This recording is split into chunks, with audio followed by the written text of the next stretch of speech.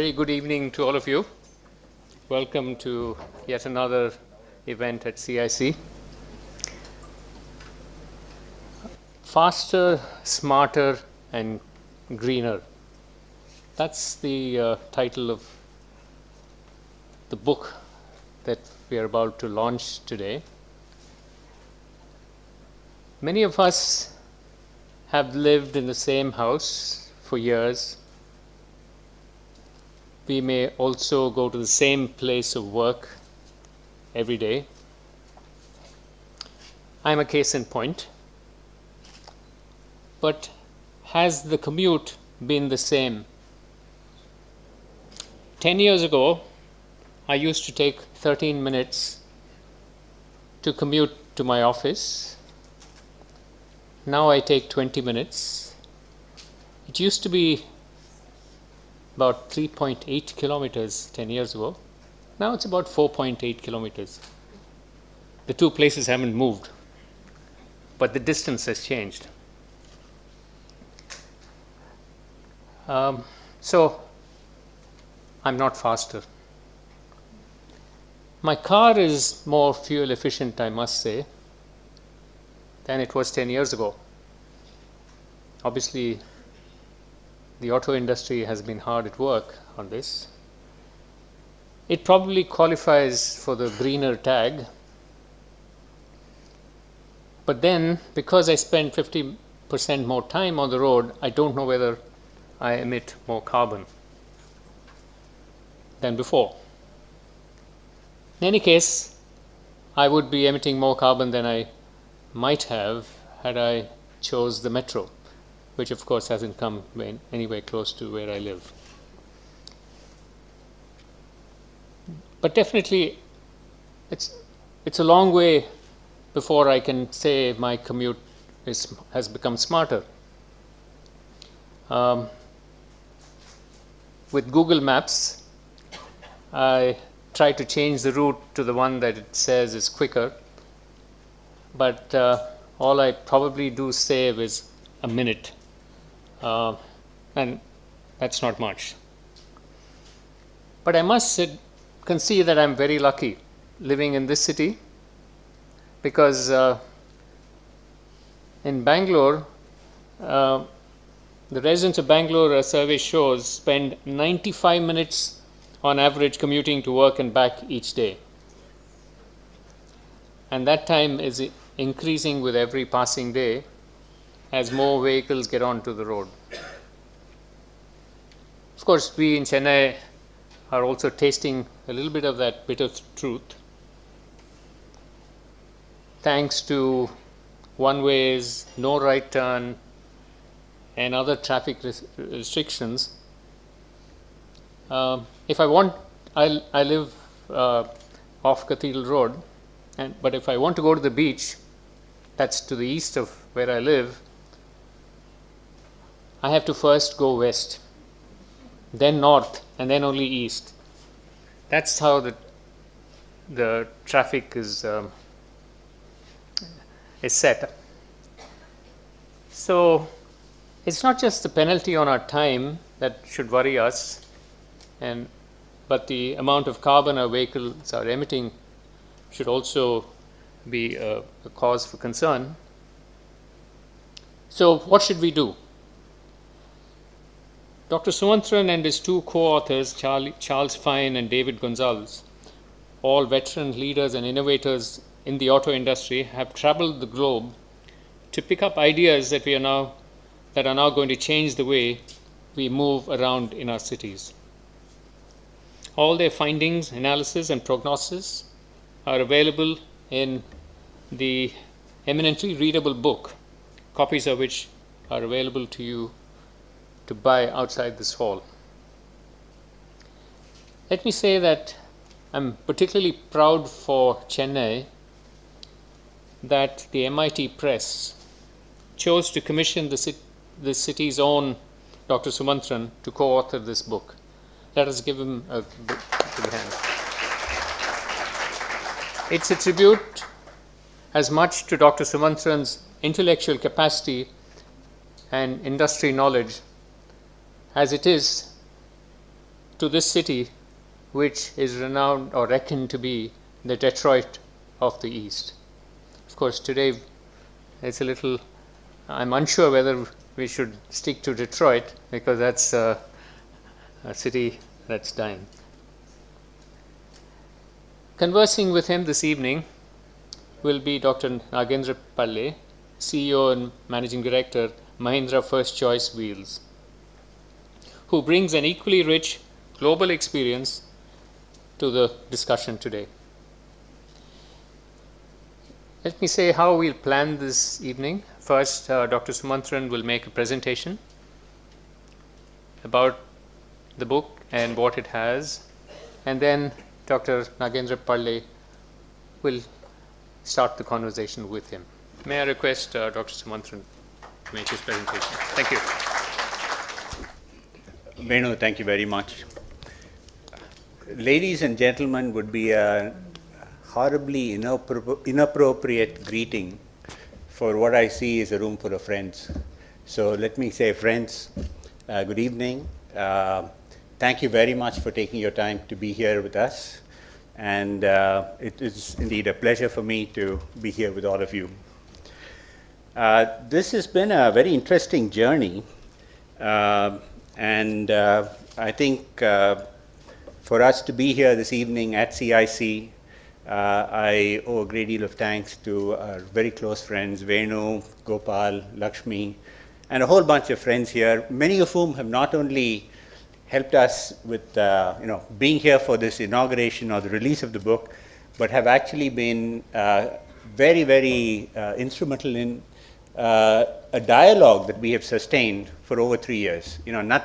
No idea is formed without a dialogue, and we have in this room here so many people who have participated in the formation of the ideas that have led to the book. I must acknowledge the contributions of my two co-authors, Charlie Fine from the Sloan School at MIT and David Gonzalez, also from MIT from the Center for Transportation and Logistics. This has been a book that has been 3.5 years or so in the making, and what we've got out now is this book, Faster, Smarter, Greener.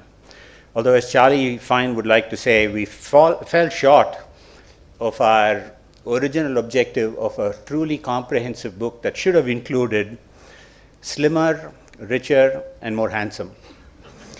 That was beyond our reach. We stopped with Faster, Smarter, Greener.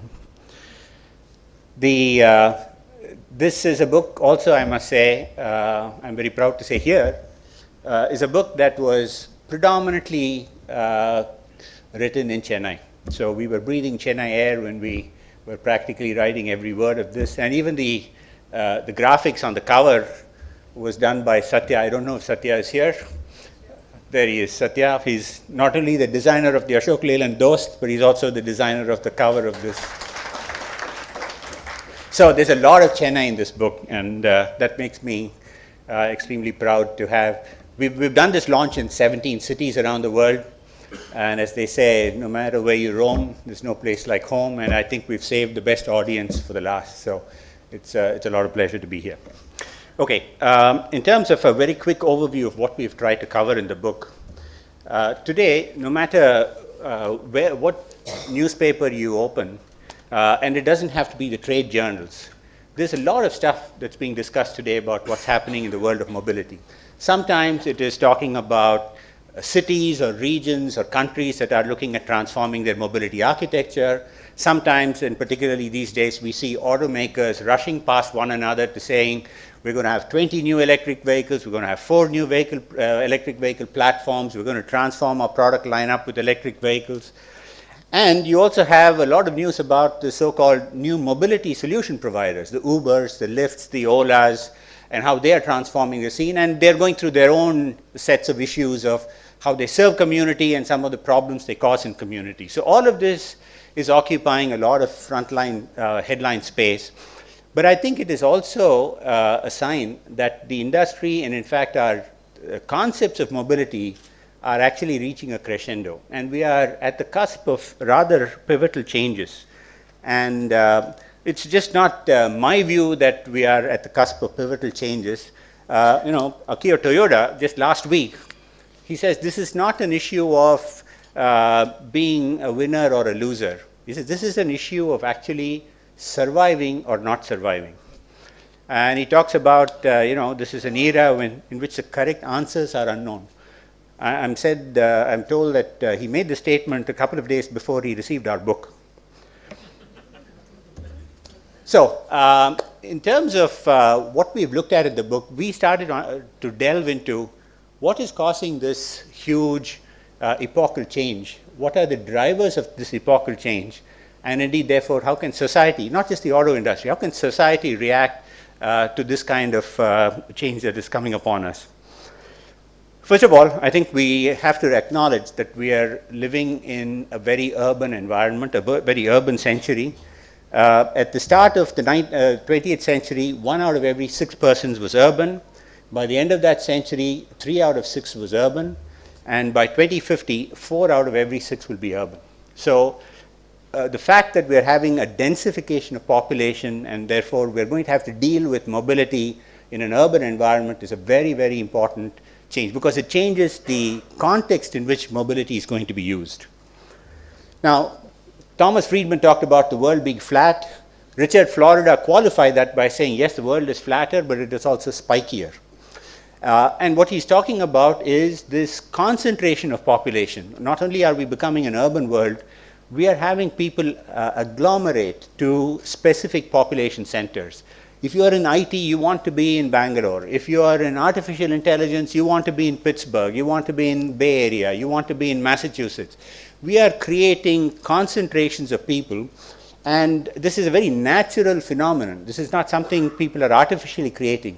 There are social and economic benefits out of this kind of agglomeration. There are efficiencies in labor market. There are efficiencies in social output and networks, which are therefore beneficial both to the individual and to the organized industries or structure. So this agglomeration and densification is a very important driver of, therefore, fundamental changes of not just being urban, but high density urban. And by the way, if you look at India, India is one of the few countries which has fairly high uniform density. We talk about China. China's density is in the eastern seaboard. For us, if you look at this graph, most of India has fairly high density. So we have to reckon with a high density of population as we plan our mobility architecture. This means, therefore, that urban land, which is less than 2% of available land, accounts for 55% of population, 85% of GDP, 78% of energy use, and over 60% of carbon emissions. So if somebody says, this is where the action is in urban spaces. This is where economic activity is happening. This is where mobility demands are created, and this is where the carbon emissions are really getting generated. So this is a hotspot in terms of what is happening for society. The sustainability imperative has been discussed for much longer. I think the fact is, we've seen rising global concentrations of CO2. In fact, the most recent reports are alarming. Even in the context of the Paris Climate Accord, we've already blown past the 1.2 degrees of change, 1.2 degrees of warming. 2 degrees is not far off. And by the way, if we decouple the US from this, we're in bad shape. And so global warming is upon us, and no wonder we're having hurricanes reach the coasts of Ireland, something unheard of in the previous century. Now, the good news is urbanization actually helps alleviate this pressure on CO2. This is a picture which is like a CO2 heat map. And what's interesting is that green spot in the middle is actually Manhattan and New York City. So on the east you see Long Island, on the north you see Westchester County in Connecticut, on the north you see Westchester County in Connecticut, on the west you see New Jersey. The high population density region of Manhattan, New York actually has the lowest per capita CO2. And interestingly, it is transportation which is one of the biggest contributors to a low CO2. Very few people in New York own a car. They use the metros, they use the subways, they walk, they commute to work with so many other modes.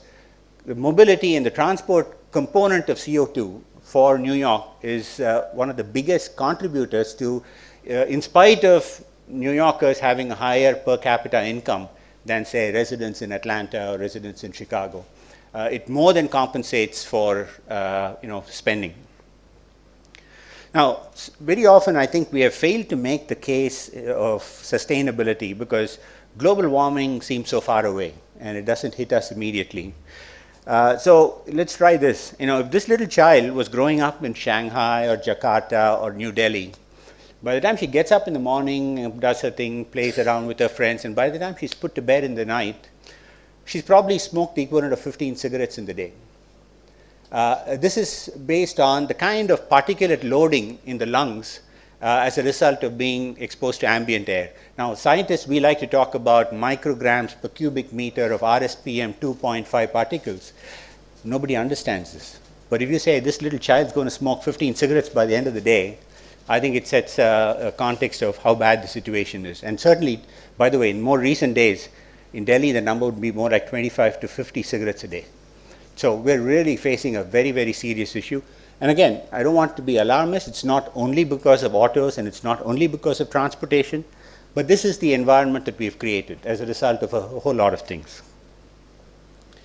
Now, and by the way, this is Berkeley Earth's contour map showing no longer the engineering metrics of pollution, but rather the number of cigarettes per day of pollution.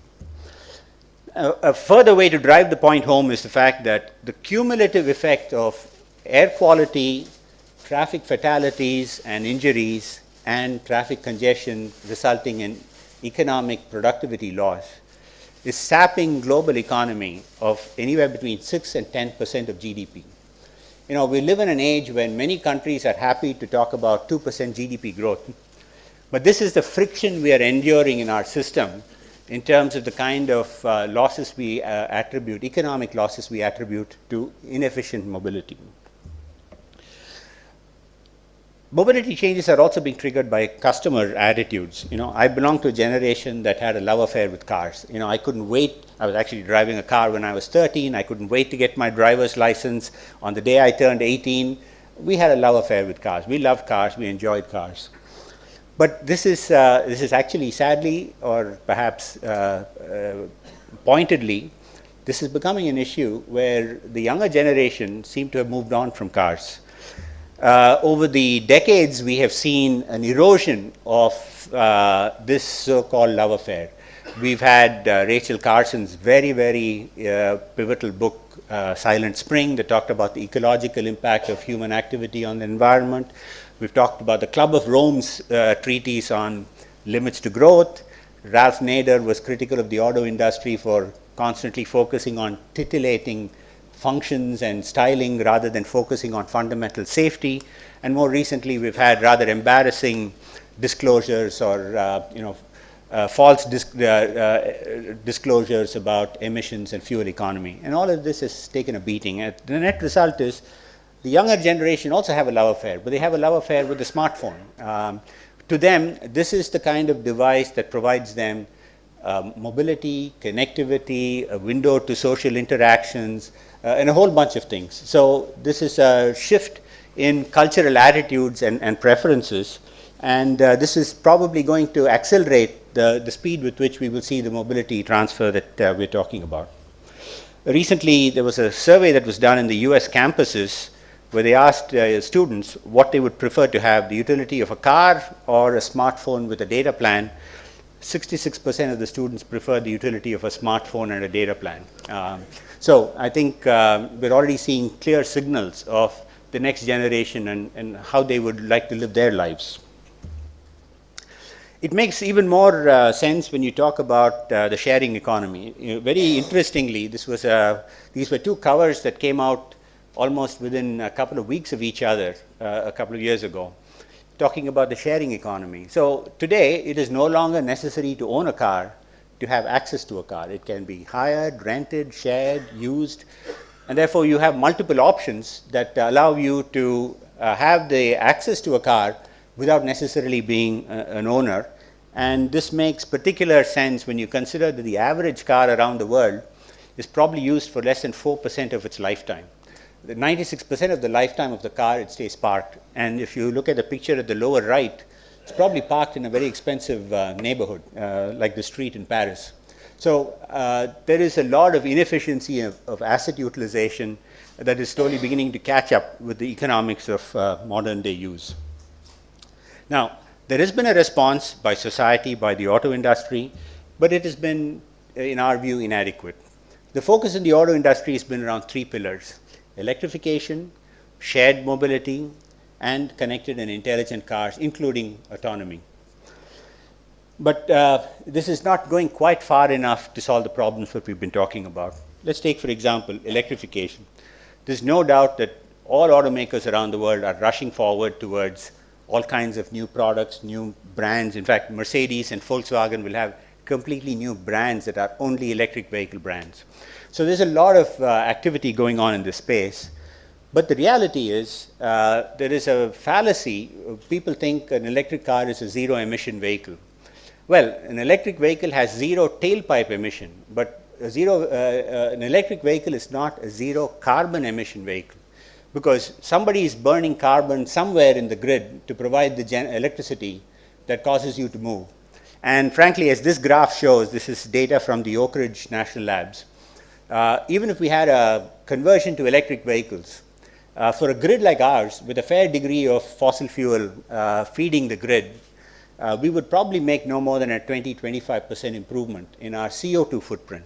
So while an electric vehicle will certainly address the problem of tailpipe emissions and particulates, it will not really go very far in addressing our carbon footprint. And this is the reason why. You know, if I were to tell you that we are here in the 21st century and I've got a brilliant personal mobility solution for you, and this means taking the average occupant who weighs 60 kilograms and encapsulating them in a vehicle that weighs 1,200 kilograms, and say, I've got an ideal mobility solution for you. And you will come back to me and say that's an absurd solution. But this is our solution. And this is not a completely hypothetical case. In Boston, 40% of cars in commuter traffic, in rush hour traffic, are single occupant. In Los Angeles, that number is closer to 78%. 78% of vehicles are single occupant, and they're all in fact, this is remarkable. This ratio of 1:20 seems to hold across countries. In the US, it would be 80 kilograms of average human being with a 1,600 kilogram car. So 20, whatever you want. And so this is, at the end of the day, this is an absurd solution. Furthermore, this package occupies about 9 square meters. I'm looking at something like a Maruti Swift, not even a very big, Western car. 9 square meters of space in Mumbai costs 1.3 crores. In New York, it costs 3 crores or more. So we are buying a car that costs 13 lakhs, and you're occupying real estate that costs 1.3 crores. And we often talk about the subsidy that, public transit and metro, of course, we all talk about, oh, it's subsidized, it can't survive without subsidy. But we seldom recognize that there is a very high subsidy, notwithstanding the gas tax and so on. There is a very high subsidy that users of private vehicles enjoy. And this is something that as we go forward, society will find difficult to afford. And there will be a system that equals this out and say, this is not affordable, this is not practical. So when we set out to write the book, therefore, we said, we don't want anecdotal solutions. We don't want a prescriptive approach to saying we can't solve world's problems with a prescriptive solution. But we wanted a scalable, adaptable, globally relevant framework that would have vectors, what mathematicians would call orthogonal vectors, independent directions with which we can actually try to solve problems of mobility across the world. It should be a model that we can apply to Chennai. It should be a model we can apply to Tokyo. It should be a model we can apply to Los Angeles. And for us, the elements that we have to look at to construct this kind of future urban mobility are covered in these 4 attributes. It should be connected, it should be heterogeneous, it should be intelligent, and it should be personalized. And so we call it chip mobility for short. And I'll very quickly run through what we mean by this. whether we like it or not, our communication landscape is heterogeneous. In fact, our communication landscape is chipped. We used to go, we all used to have the boring desk telephone, which, whether it was from BSNL or AT&T, you had a landline connection. That was our window to the world. Today, we communicate with our watches, our smartphones, our tablets, our Alexas, our laptops, our telepresence. We've got a whole variety of hardware that we use to communicate, which is further magnified by the number of apps that we can use. So when I talk to my nephew, it is with FaceTime. When I talk to family, it's with Skype. When I talk to my colleagues, it's with WebEx. And we mix and match these solutions depending on the context. So this is really what and there's no reason why we can't aspire to a similar flexible, highly utilitarian landscape for mobility. So let me start with heterogeneity. You know, heterogeneity means how can we think of the modes that we have? We've so far been unimaginative with the kind of modes we've thought about: cycles, cars, buses, metros. But frankly, today, there's a huge generation of innovation. Bus rapid transit is like a hybrid between a bus service and a metro. It has more capacity than a bus, less investment than a metro. Uber Pool comes and says, I can take more people than a single car, but I can take less than a bus, and it is a solution between a personal car and a bus. Chariot comes and says, why should I take Uber Pool with a car? I will do that concept in a van.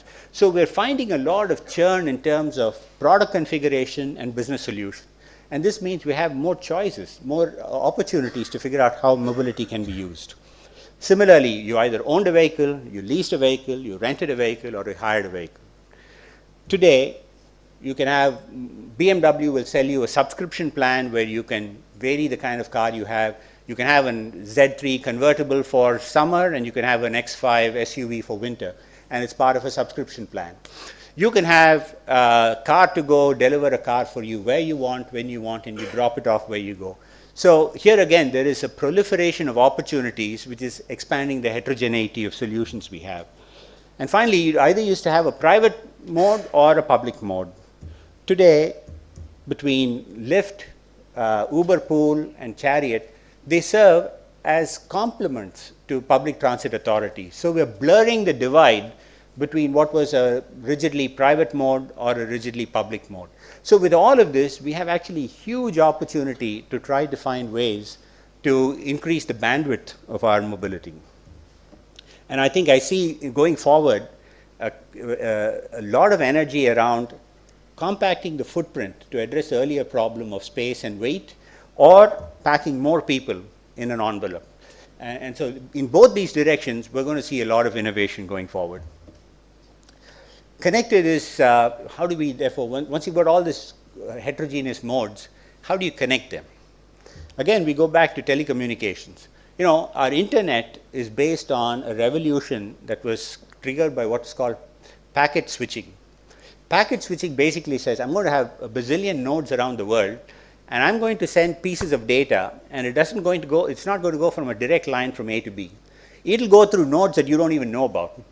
But the packets will get assembled at the destination in the right sequence, and you'll get your message.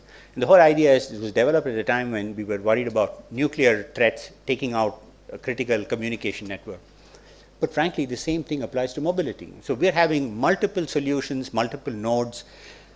For example, when I land in Frankfurt, as I often do, I mean, that node is a phenomenal connectivity node. I can get down in Frankfurt from a flight from Chennai and immediately be in a train in 15 minutes. I could be going to Barcelona, I could be going to Cologne, I can take a local train, I can take a subway, I can take a city bus, I can take a taxi, I can take bike share. So in one node, I'm able to disperse into a number of different ways and a number of different secondary and tertiary modes. In London, with one Oyster card, or these days with contactless payment, you literally have a choice of the full set of modes. You jump in and out of buses, you hop in and out of subways, you take bike share, you can take car share, and therefore this whole business of coming to a node and getting to the next node or getting onto the next node becomes painless, efficient, and less expensive.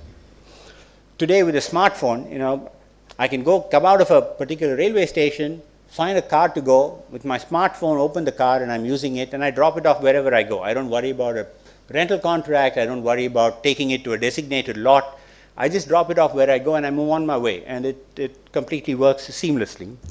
And of course, with everybody's familiar with Uber, all it takes is one smartphone app to summon a car, complete your journey, plan the journey, pay for it, and you're done. So it's a phenomenal, combination of what we do with physical infrastructure connectivity like we have in Frankfurt, or the digital infrastructure that is becoming extremely critical. We're multiplying connectivity options. Now, intelligent, I think, fortunately, if you were to add up all the routes and all the heterogeneous modes, the number of options are infinite. Fortunately, we have tools.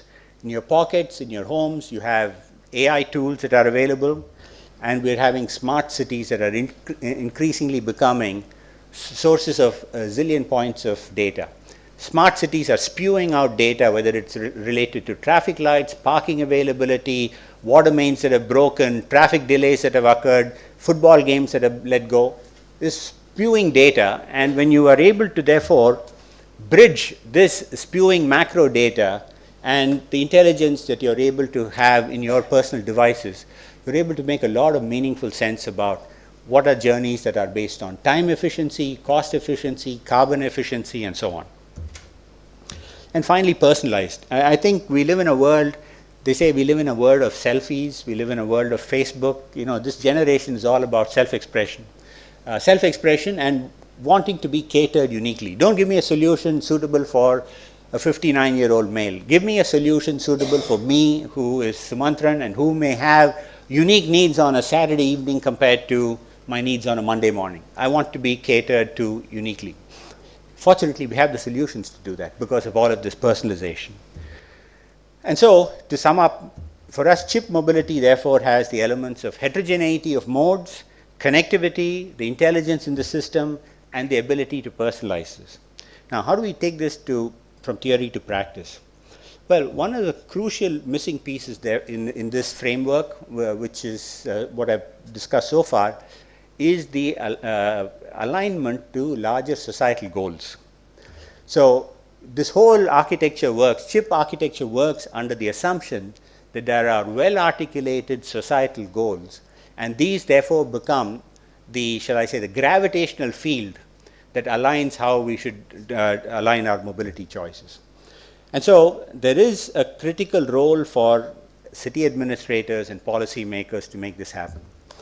Many of you know that this year the Nobel Prize for Economics went to Richard Thaler and Sustain. And this was for their thesis on nudge. Nudge basically says you're going to nudge people's behavior or even industry's behavior on the basis of identifying preferred behaviors that are good for society and discouraging adverse behaviors that are adverse to society. And this is an important role that which is going to play out. For example, nudge happens with the way we do policies and investment. You know, Mexico City right now is under a massive revamp of its urban mobility landscape, where they're essentially investing in the right kinds of modes they want and discouraging the right kinds of modes, or the kind of modes they don't want. So they put a picture of a nice greeny tree-covered avenue and say, would you rather commute to work along this avenue, or do you want to be stuck in, you know, bumper-to-bumper traffic?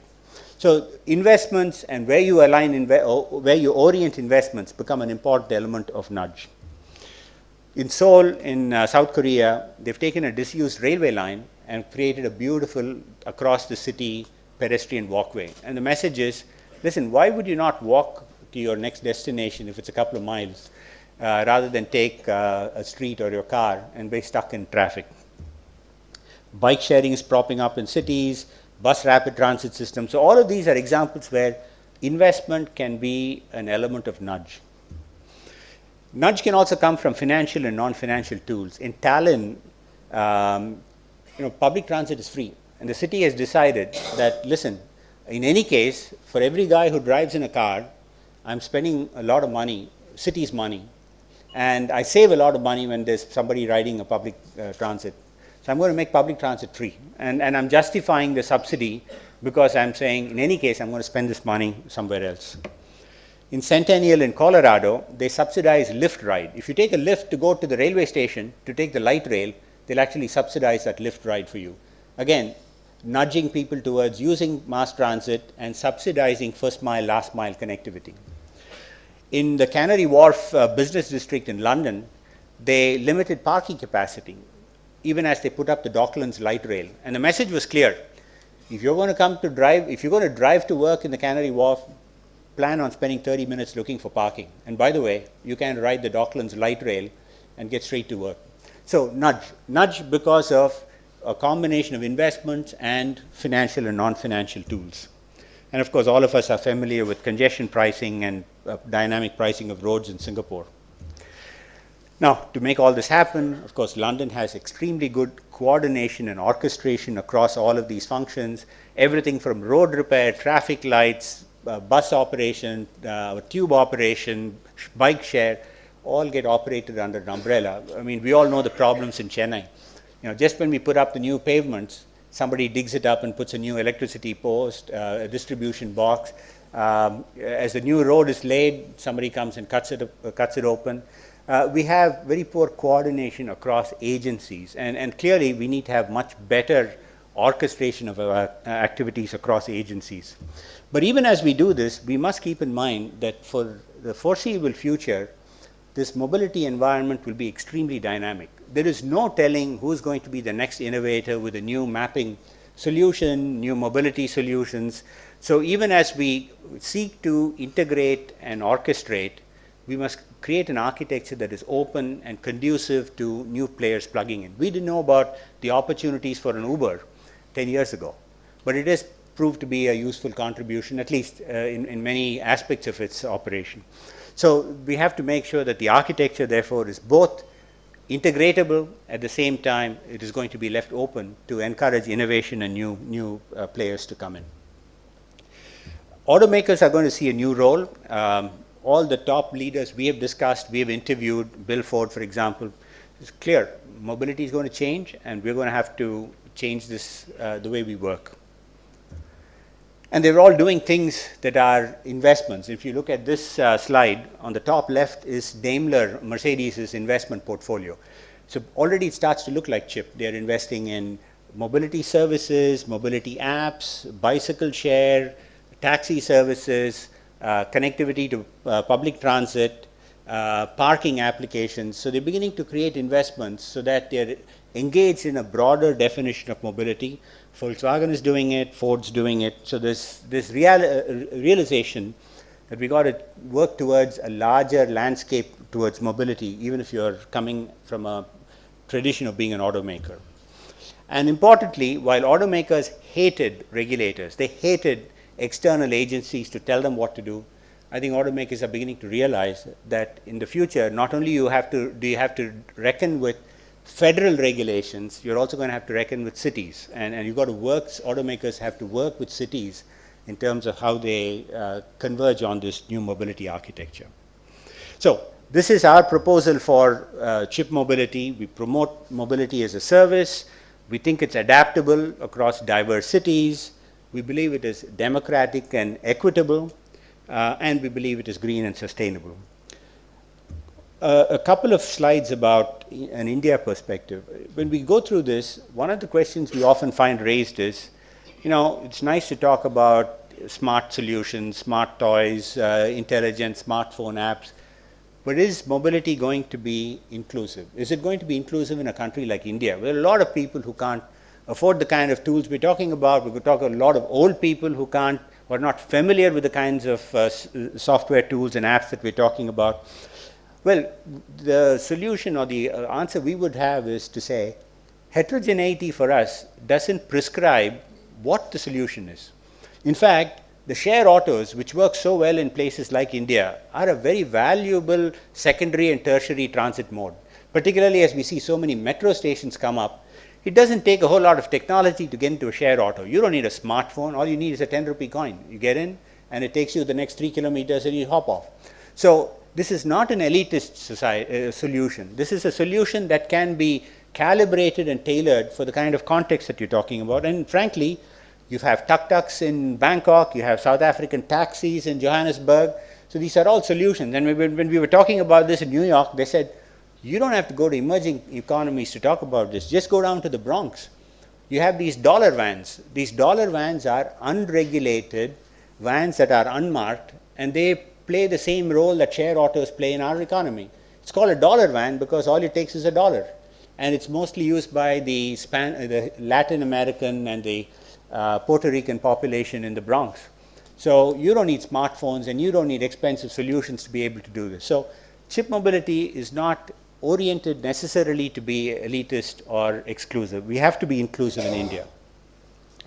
Question number 2 is, will this destroy manufacturing jobs?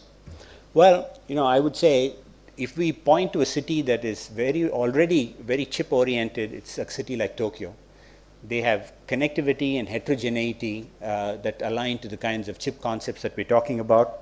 But it's true that their large automakers are bracing themselves, as you saw Akio Toyoda's quote. They are bracing themselves for change. There is no doubt there is going to be change. It will be significant, but it's a question of, is India a country with already very low levels of private vehicle ownership? Can we already steer ourselves to a course without having the problems of the West, of having a huge infrastructure and a huge capital base and a huge employment base, and have to disrupt that to move to a different architecture? How will India fund this transformation? For India, I particularly feel worried that we have 3 tsunamis coming at us. We have the migration to BS6, which is going to be very expensive.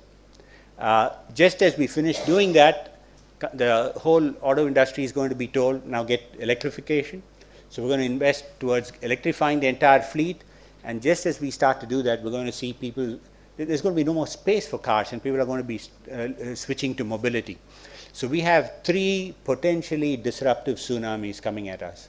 And here again, the question is, do we want to fully go down the path that the West has already gone with personal vehicle ownership, and then say, oh my God, we've got to tear it up and go in another direction? Or can we already start to formulate policies and work towards a strategy towards something that is India relevant? Secondly, in terms of funding it, today around the world there are 3 kinds of capital. You've got the kind of innovators capital. Tesla is the darling for so many investors and consumers. But the reality is, this is their kind of cash burn over the last 4 years. I don't know how many investors in markets like India can afford this kind of cash burn before they even go anywhere near being profitable. So clearly, we don't have the luxury of that kind of access to capital. We don't have the kind of access to capital that China has. China can do everything from buying cobalt mines in the Congo all the way to investing huge amounts of money in capital for battery production, vehicle production, electric vehicle generation, and so on. I don't think we have that kind of money. Our province, we have no access to state funds. We don't have access to such low cost of capital that industries in China have. What we have are corporate borrowings. And this is going to be the same kind of money pool that people like GM or Ford or other people have access to. And we all know it's very difficult to make the kind of bold investments with this kind of source of capital. So we have to be taking a very different path, much more aligned to a more efficient use of capital in achieving the final goal of mobility. So even as China keeps focusing on new energy vehicles, I was in China last month, and I tell you, they're headed right down the road of the US. Only thing is, they want to be electric. They want to be one step ahead of the US. They want to leapfrog the West and say, those guys make conventional cars, we're going to make electric vehicles, and we're going to make the world's largest number of batteries. And they're seeking to leapfrog the West with an electric vehicle strategy. For India, I believe we can either take an electric vehicle strategy or we can take an urban mobility strategy.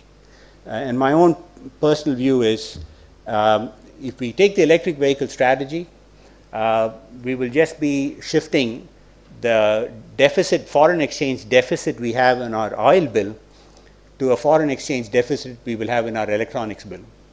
Because most of the electronics that go in electric vehicles that we would make in India will come from China. I would much rather look at this picture which says, any country that or any city that has to sustain high density of economic activity or population density will find a limit to the penetration of personal vehicles, and it will start to go much more into shared and mass transportation. So rather than take a US path, even cities like Kuala Lumpur are hopelessly now stuck to a US trajectory. Before much happens, we need to start to deflect away from that trajectory and go to something. And I hope that we will leapfrog even China towards what I hope is a smart urban mobility strategy.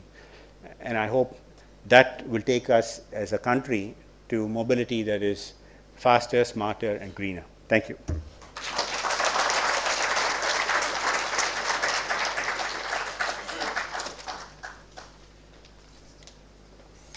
Hi, good evening. So I'm a used car guy. So I think this is very intellectual. It's great analysis. So, but as an industry, as like I said, many people complain we are a used car business, but we are selling less. We are helping sell less cars. But as an industry practitioner, I struggle a little bit with sort of how do we get from here to there. I ask questions like, what does it mean to me and what does it mean to my business? I think the analysis, and by the way, before I go too far, this is the second time I'm doing it with Dr. Sumantran on this. He's done it with me in Palo Alto. So we did one in California, so it is a little bit, I've had a little bit of practice with this. But I think the analysis does a great job of the what. I think the why is also very well articulated as to why we need this, although I have some questions on the consumer demand side. But the how and when is where I get stuck a little bit. So I think I've got a few questions here that I want to engage, some conundrums that I have in my head, and maybe the conversation will go and help answer some questions. I have 4 or 5 questions here. Happy to open it up as soon as possible to the audience, but if you don't, then I've got a cheat sheet with some more questions that we can engage. Well, the first and foremost, I think if you look at the aspiration of owning a vehicle, right? If you look at the United States, there's 890 cars per 1,000 people. India is at 22, and China is somewhere around 140. So that's the landscape we're dealing with. So the path that the US will take, in principle, is going to be very different from what India is going to take. And I think you alluded to that towards the end. The conundrum I have is, Dr. Sumantran, if you look at Uber rides given in the US, they've, I think, doubled every year, over 350 million rides, given 800,000 vehicles on the road, Uber drivers, etc. But the US also had one of the best new car sales years ever. So what gives? What is actually happening when ownership levels are not dropping at all?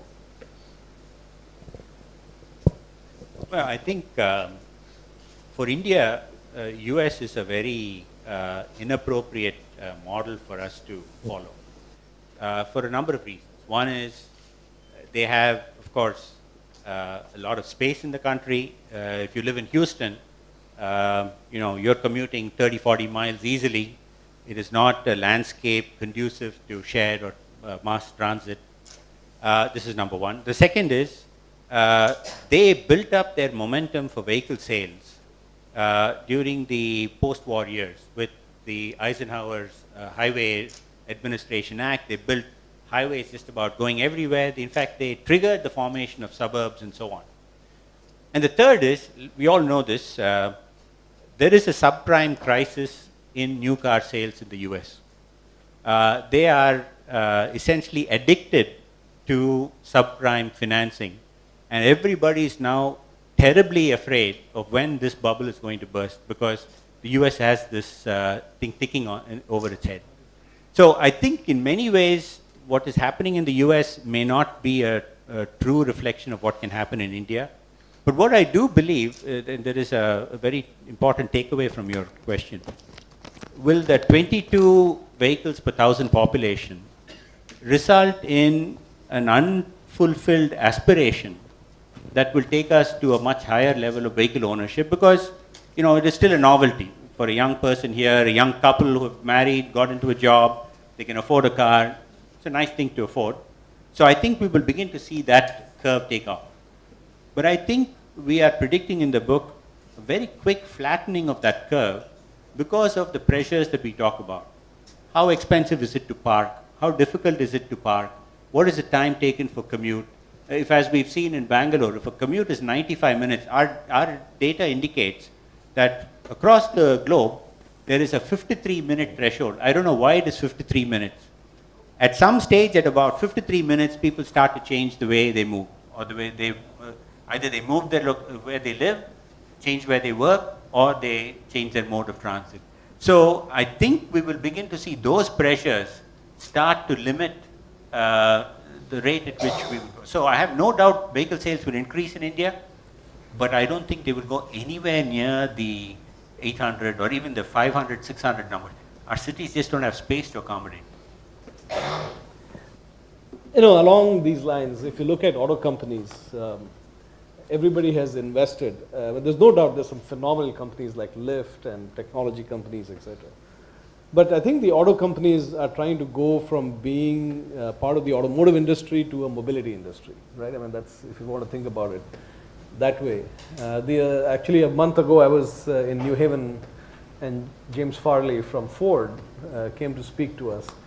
And so we were asking him the same questions, you know, along mobility and all that. And he was just wired completely the opposite. So look, he's running operations. They just had their quarterly earnings, you know, let go 14,000 people. And he was not talking mobility. He was talking about, look, we got to get back to margins. We got to get. So as you think about that, is there a new, how real is this idea of a new generation of automotive companies or mobility companies coming versus the traditional companies? I mean, the new guys have challenges too. I mean, they don't understand really making cars. So how is that transition going to happen? How do you see the landscape shifting, so to speak? Because it has implications on tier one industries, it has implications on service industries, and so on and so forth. But most of the invested capital still resides in the automotive industries today. I think we will soon see very much, I anticipate, very much like we've seen with the telecommunication space. We will very soon start to see a segregation between who are going to be asset manufacturers and who are going to be service providers. And they may have very different internal architectures, organizational architectures. If we take that analogy a step further, I think we're going to see certain nations, particularly nations like China, becoming extremely competitive in manufacturing the hardware. For instance, if I'm going to acquire vehicles for Uber in Europe or the US, I would just throw a quote open and bring in the Chinese automakers. In fact, the electric vehicles in Brussels that won the tender for the taxi fleet in Brussels are Chinese cars. So we are going to see an entry of a lot of low-cost manufacturers, because to be honest, when you call for an Uber, are you going to say, I want an Accord Uber and I don't want a Nissan Altima Uber? We don't have a choice, and we don't have, in fact, we keep saying in the book, we don't have an emotional attachment to the elevator that takes you up to your office floor. There is no emotion attached to it. You get in, you get to the next floor, and you're out.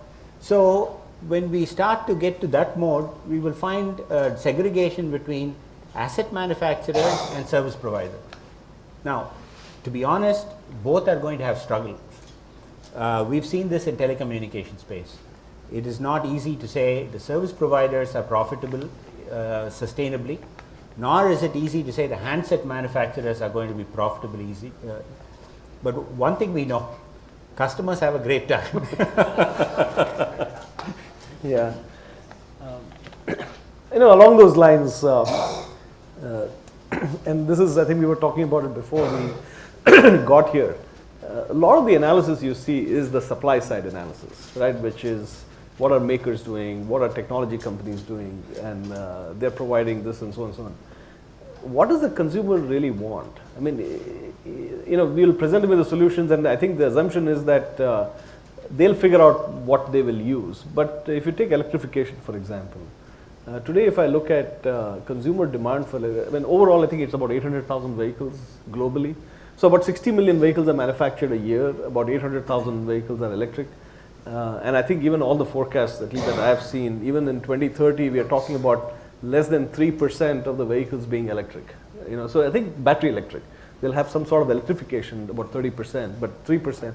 But if you look at all of that, and if you look at, again, I'm from the used vehicle industry, if you look at residual data, vehicle residual data for electric vehicles today, I mean, they're disasters. Nobody wants them. So at some level, are we really thinking through what the consumer wants? And because in the end, the consumer economics have to work. If the consumer economics don't work, then all this is a little bit of theory, and it'll just take much longer. No, to me, a very crucial issue we will have to address going forward is what does the consumer want and what does society want? In some way, you may say they must be the same, but often they are not. But we need to find, and this is where governance and policies come in, because we need to find a way to align what the consumer wants to be in alignment with what society wants. This is where the whole concept of nudging comes in. My own view is, you're right, in Norway, the moment they remove the subsidy and the incentives to buy electric vehicles, sales of electric vehicles dropped by 40%. So it was clearly sustained only by an artificial subsidy. But look at the flip side. The city of Stuttgart is now the home of Rudolf Diesel. The hometown of Rudolf Diesel is saying we're going to ban diesel cars.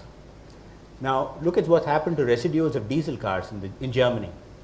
In the last 3 months, there's been a dramatic drop in the residuals of diesel cars.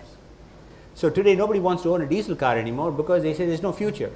So the moment there is a policy valve that starts to saying, and as we would have in India, if India is going to stick with its strategy of 2030 banning sales of non-electric vehicles, as you get to 2025, 2026, you're going to see plummeting residual values for conventional cars for the simple reason that, you know, I don't have attractiveness of my car to sell beyond a certain stage. So this is already beginning to be seen for diesel cars in Germany. So this will be, in my view, the kind of regulation we will see that, shall we say, modifies consumer behavior. And this is a question, I mean, I'd love to hear from the audience as well. I live in Whitefield in Bangalore. You can't get in or out of Whitefield, right? It's a fortress. So, and so we have all gone and made representations to the government, and they don't care. Whitefield generates the largest amount of tax revenue in Karnataka. We don't have a road, we don't have anything. And so there are vested interests. The issue is that the same policy makers have other vested interests and special interests that drive their decisions. I think you gave the example of London, good to hear that again, but how do we resolve this? I mean, you know, I don't see, like, I understand sort of what society needs, but I don't see us getting there in any timely fashion, unless there's a real crisis.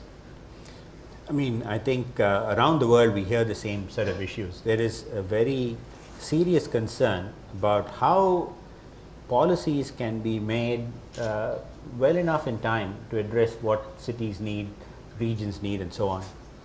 And I think we are particularly concerned about this in India. But again, being the optimist, I constantly look at, you know, where do we have any indication of a positive behavior? Let's face it, for good or bad, we've had a very activist Supreme Court. Good or bad, they just come and say, damn it, you guys have been doing nothing for so long, this is what you're going to do. In fact, the BS6 migration was triggered by Gadkari before the Supreme Court forced his hand. So in a sense, we are beginning to see the mechanism, the dynamics of if the rule making, if the law making entities don't get their act together and start to move the social agenda forward, they are afraid that the Supreme Court is going to mandate what they're going to do. And so even this electric vehicle mandate in India, some may think it is misguided and it perhaps requires a lot more thinking through to see how it might best be implemented. But I would read this as a sign of the government saying, hey, wait a minute, if I do nothing, the Supreme Court is going to jump in and just going to tell me, black or white, this is what you're going to do. And so it's not the nice, clean way of having rules and policies made, but in a democracy, I suppose that's what we get. Great. You know, let's open it up to a few people. One interesting anecdote. You met Kevin Dulski in California when I was with him, And one of the interesting, while Colorado is subsidizing lift rides, the other industry that is subsidizing lift rides is the alcohol industry. They feel like if they subsidize lift rides, they'll sell more alcohol. So these companies are not trying to solve societal issues. They're just trying to make money, trying to drive. Yeah, go ahead.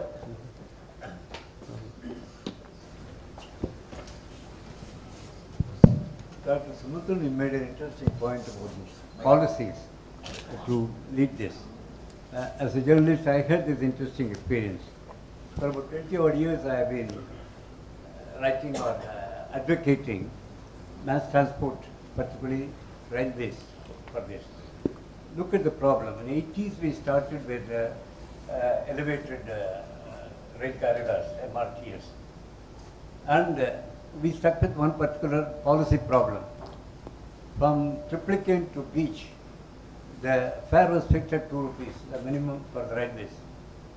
The road transport offered it 50 paise. So it took 20 years for that system to get any worthwhile traffic. Today we are repeating the same mistake for CMRL also. From Anna Nagar to Ikaratangal, if you take in a part of the city, they charge 40 rupees, now about 36 on concessional basis. Bus transport offers it at 7 rupees. So when I discuss it with the policy makers, they say they have made a huge investment of 15,000 crore. What is the return on investment? But you have correctly pointed out, but this type of mass transport system have to be subsidized. We need a rational policy on pricing these mass transport systems. Unfortunately, I don't see that happening with our policymakers here. How do you cut across? The traditional approach, unfortunately, would have been, I hope I'm not offending anybody here, would be to go and call McKinsey and ask them to do a study and tell us what to do. But the reality is, and again I say this in a general sense, around the world people are beginning to realize that there is a greater and greater voice emerging from NGOs, shall I say, non-regulated or non-structured bodies that are voices of community. This is happening around the world, and these voices are actually beginning to have an impact in how policy should be made. Let's take India. All said and done, Sunita Narayan and CIC has acquired a fair degree of voice, and it's going to be many, many others like Sunita Narayan or CIC. We have in Chennai, we have Chennai City Connect. We've seen in Chennai City Connect that over a period of time, they acquire a certain legitimacy of voice in representing what the community is looking for. Now, we're far away from this voice. In fact, we were talking earlier today about Whitefield Rising, again another body of citizens and communities that are getting together to voice their concerns about how policies are made or how the city functions. I think over a period of time we will see that these entities will have a lot more voice, and they will have to be reckoned with by governments, because the ability of these entities to generate public opinion, generate news stories, and therefore adversely impact the ruling party or the ruling government if they are not seen to be addressing what our citizens need. Now, I hope I'm not naive, I hope I'm not overly optimistic about how this is going to work, but around the world there is a very, very clear trend towards greater legitimacy and greater voice for these kinds of entities, because they are seen to be capable of molding public opinion, and I hope we can do this. Your example is perfect. It's a shame that they've not even looked at the economics of Chennai Metro Rail correctly. Having invested literally thousands of crores of rupees on the infrastructure, The frequency is so poor, the cost of adding, tripling or quadrupling the number of rakes would be nothing in terms of investment. And if we can drop prices, in London you get a tube every 2 minutes. For the kind of population density we have in Chennai, adding rakes is a very, very marginal investment compared to what we've already spent with tunneling and constructing the stations and constructing the fare system. I think it's a misguided sense of economics. Sir, in the context of the transformation of mobility, there was one interesting slide about jobs. What is your perspective about the whole ecosystem going to change? Short term, long term, what's going to be the job replacement, job creation? Because this government is very concerned about job creation. I think if we take a rather linear course in India and say we're going to migrate from our current architecture to electric cars and then from electric cars to mobility, we will probably go through two waves of, shall I say, impact on creation of jobs. To give you one data point, a company like Volkswagen has estimated that if they were to look at the next 15 to 20 years of a highly electrified fleet of cars, Volkswagen itself will shed about 10,000 jobs at one company. Now, if you look at the supply chain and you look at the the longer extent of the tier 1 and the tier 2 suppliers, the impact would be obviously much larger. But look at the other side again. Today, we have an installed capacity of about 3.5 to 4 million cars for production in India. All said and done, it's much smaller than the production capacity in China or the US. If we already now start to veer our trajectory towards a new kind of mobility, we may actually avoid creating all those jobs that are going to be rendered jobless. And I'll say this is another important aspect that we have in the book. Between 2000 and 2030, the built architecture, the built infrastructure, city infrastructure, would have more than tripled. So the bright side of this is, between now and 2030, the amount of new infrastructure, city infrastructure that is going to be built is huge. So if we can incorporate within that the kind of mobility needs that we will need, we might essentially avoid a very wasteful trajectory of going to a high degree of personal motorization and then come back to a trajectory of shared motorization. I think this idea of short term to medium is very important. I mean, if you look at San Francisco, where Uber is based, I was just in Uber headquarters also last month. It's sort of had kind of an adverse impact, which is the traffic jams in San Francisco's downtown have gone up exponentially because of Uber, and bus ridership has fallen. So it's actually had the reverse effect because it's venture capital subsidizing. So I think these are transitions that will happen. But then how do you control that? No, but I think to my point, what San Francisco needs, easier said than done. Easier said than done. What charge for parking. Charge for parking and charge for congestion. Charge for congestion. Immediately you'll move people who ride one in a car to riding in a bus because you're paying for congestion. And they have tried that and failed. Yeah, at the back there, yellow. Sure, okay. We'll come to you next.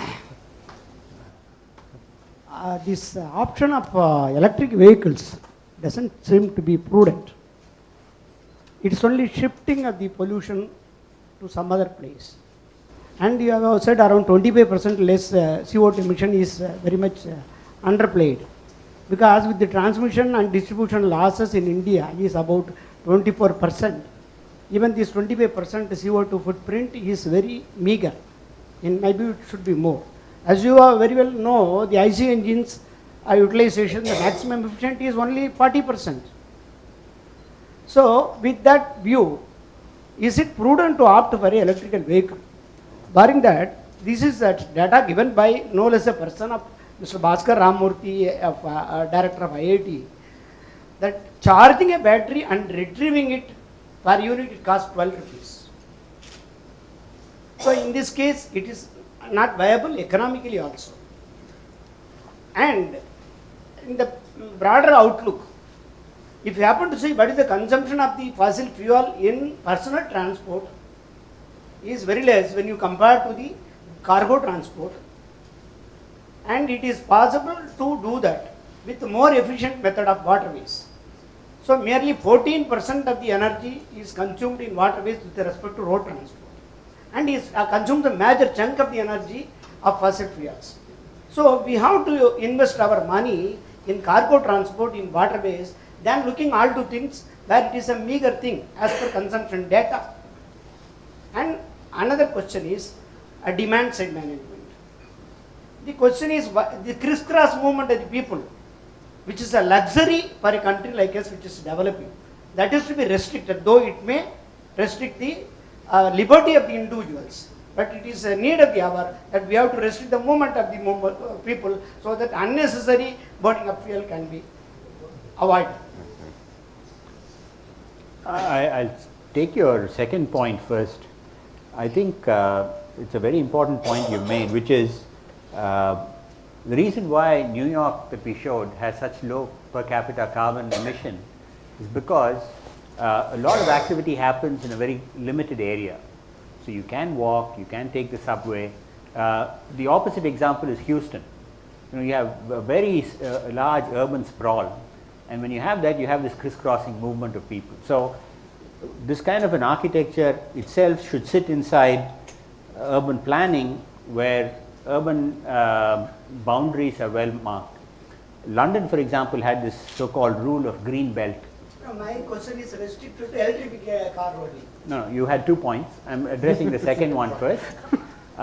So I think for, the second point you made is important because today Delhi is moving towards another Los Angeles. We're having uncontrolled sprawl. People are moving further and further out, and you're going to move all these people back and forth for their jobs every day. So no matter how efficient your mobility architecture is, you're going to consume a lot of energy moving people. So that's your second point. In the first point, to be honest, these are all very large issues and they require macro solutions.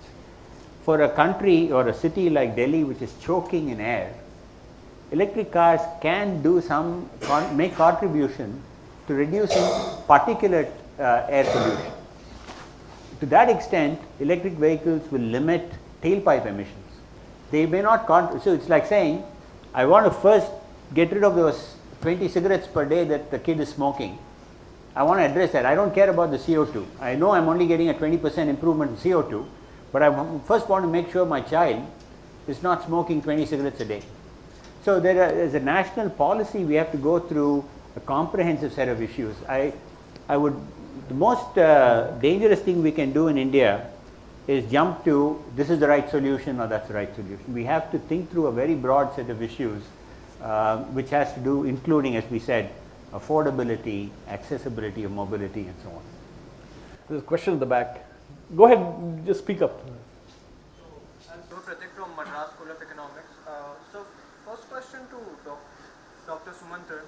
So contrary to the new views, the old views that the government had, that to push and to nudge towards electronic vehicles towards 2030, 2 months back, they also gave a view that they won't allow driverless technologies and intelligent vehicles on Indian roads. So won't it affect the intelligent perspective that you mentioned in the chip in the case of India? And second question to Dr. Palle. So in the context of smart cars, we are seeing that mostly technology companies are tying up with your mobility companies, say Google tying up with someone to develop its cars, or say Uber has its own technologies tying with Toyota, whosoever, to get its smart cars. So given Mahindra has its own in-house sister organization, Tech Mahindra, why is Mahindra lagging behind, and why don't you have some? Why isn't Mahindra being the Tesla of India? You can start first. Then we'll go to the next question. To be honest, even if India were to allow autonomous vehicles to ply on our roads, very few manufacturers of autonomous vehicles would be ready to subject their vehicles to this. Seriously, the answer to the question is autonomous vehicles are still on a learning curve. They require more predictable and better controlled environments. So if Nutonomy is having a fleet of electric cars piloted in an industrial park in Singapore, it's the right kind of place. There is a control in the environment. It is a highly predictable environment. All of us know our streets here are anything but predictable. So I think even if the government were to say, okay, bring your autonomous cars here, any responsible manufacturer of autonomous cars will shudder before they would. And in fact, not that I have great credence to what Trevor Kalanick says, but even he said Uber would think of every other country for autonomous vehicles before they are ready for India. No, on the electrification, see, I'm not part of the broader Mahindra Automotive Group. I know they're doing a lot of work in electric vehicles, but I think that's a different question at a different time. So I think let's move on. Any? Yes. Yeah, May go I? ahead, the back. Sorry, you've been hold it. Yeah, go ahead. Firstly, that was a brilliant presentation, and thank you for your incisive questions. My question, somebody leaked the question paper. I think there was an earlier gentleman who asked something that I'm going to ask. You spoke about trains in Frankfurt, buses in London, cars everywhere, auto rickshaws, even walking. All of these are land modes. Yet, a modal shift to water can be one of the most effective ways of reducing the marginal external costs, which include not only particulates and carbon emissions, but even such things as fatalities, the cost of fatalities. Right here in Chennai, where your book has been very pleasantly authored, we used to have the Buckingham Canal, which was a thriving waterway for transportation of not only people, but also freight. That is dead now. Why is it that you did not refer to waterways at all? When we defined the scope for the book, we realized at some stage we had to draw a boundary. We drew a boundary that initially said, let's focus on urban mobility rather than extra-urban mobility, because there are a whole lot of opportunities and issues with respect to what is going to be extra-urban travel and so on. And for the same reason, we limited it to people movement rather than freight movement, even though one of my authors actually heads the Center for Transportation and Logistics at MIT. We did it not because we disregarded those, but we felt that as it is, we had a very broad landscape, and we just couldn't afford to take on essentially this full broader set of issues. I would agree with you that in fact, in London, interestingly, to go back to that example, TfL, Transport for London, also oversees the river boat service. And the river boat service in London is orchestrated as a part of the total mobility of London. So I think your point is a valid one. Having grown up in Chennai, I have seen those boats on Buckingham Canal. And I know and when we were in school, we've seen, recreational boats ply in the Kuam, something that is unthinkable today. So I think for sure our use of waterways has been, negligent, and they've not really taken into account what we can do with it.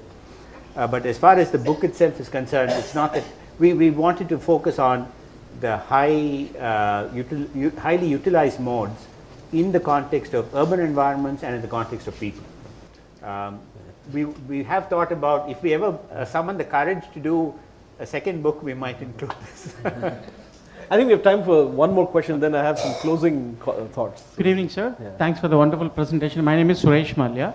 I just make two simple statements and then ask a question.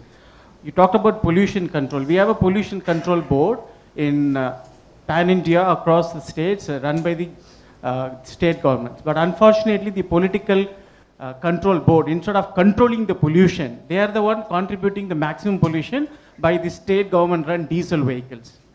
Number two, and you talked about the metro, and Metro man Mr. Sridharan said, please do not go for underground because the cost and the time escalates 3 times. But we do not have a political will to do that for obvious reasons. Third, why can't we look at a reverse strategy when the entire Western world let them go electric e-vehicles? In India, we can just do away with the diesel vehicle and stick to only petrol. Then the demand and supply mismatch won't hold good. There will be no takers for petrol, and India will be the exclusive only country will use petrol. So you will get petrol in abundance at a cheaper rate. So we can be a differentiator by using a reverse strategy. You don't have to do anything. You don't have to be innovator to be a differentiator. Isn't it? Your views, please. You know, the whole issue of petrol versus diesel as two competing fossil fuel based fuels is like diesel has lower carbon CO2 emissions but higher particulates. Petrol has higher carbon CO2 emissions but less particulates. So it's like my father told me when he saw me when I was 50, you may have more face to wash but you have less hair to comb. So, you know, yes, I will have less CO2 to worry about, but I have more particulates to worry about, or the reverse. Anyway, we are running out of time. I think I want to have, okay, one. As a CIC. CIC, yeah. No, my question is linked to your nudge. You were saying that nudge would lead government to budge, and if government does not budge, you will have the Supreme Court to push. I am asking this question that you also mentioned about Whitefield being a fortress in the Bangalore traffic.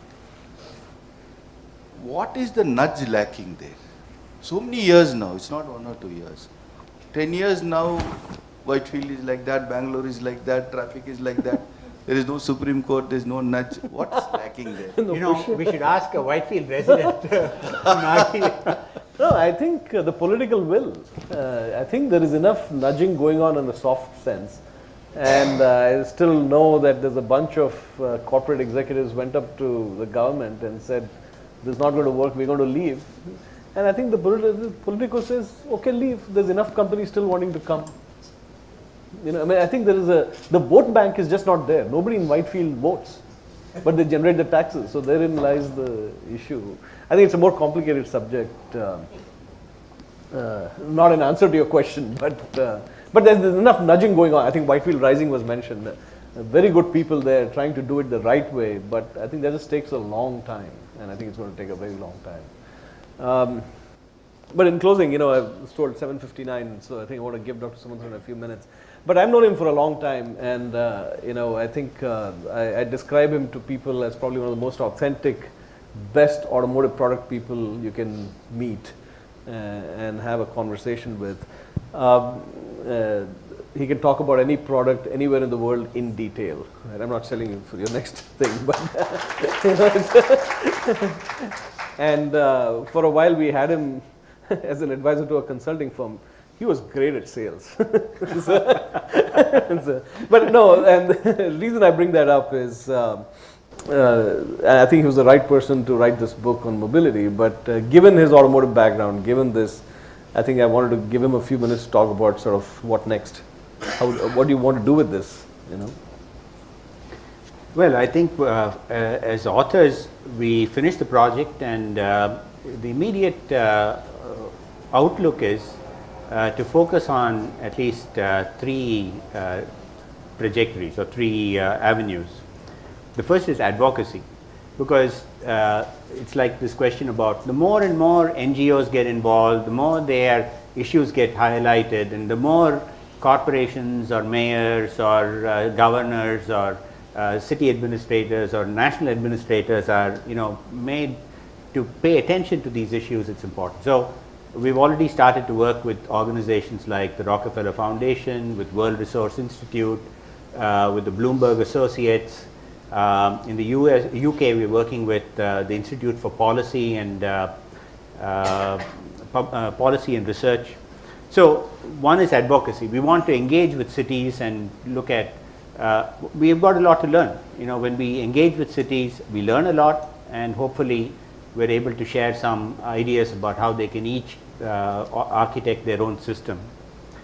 The second channel is education. A lot of this is going to be created into education modules. For example, in MIT, they have a center for cities, they have a center for digital transformation, and now we're putting mobility as an intersection between cities and digital transformation.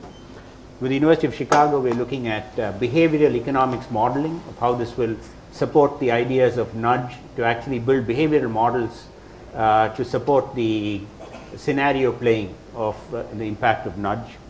And of course, we are called by some of the players in this industry for consulting. But I think this is where we think we will spend some of our time, mostly on the advocacy and the education elements of what we've done. Great. With that, I think we should give Dr. Sumantran a hand. And thank you very much. So I thank Dr. Sumantran Nagireddy for the wonderful session. Thank you very much.